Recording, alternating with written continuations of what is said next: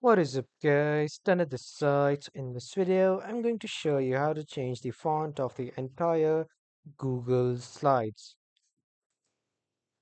So first you need to enter a new slide if you are making a new one or if you have already made a presentation and you want to add a new slide. So just click on this plus icon and then add a new slide, and after that at the top you can see the slide option. Click on that and then click on edit theme.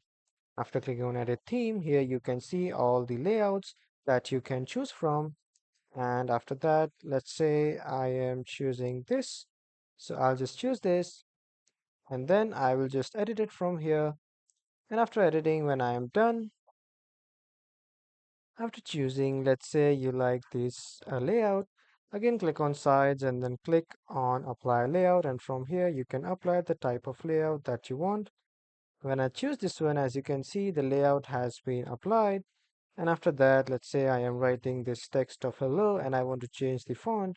So I'll just simply select it. And after that, from here, I will just change the font. As you can see, the font has been changed.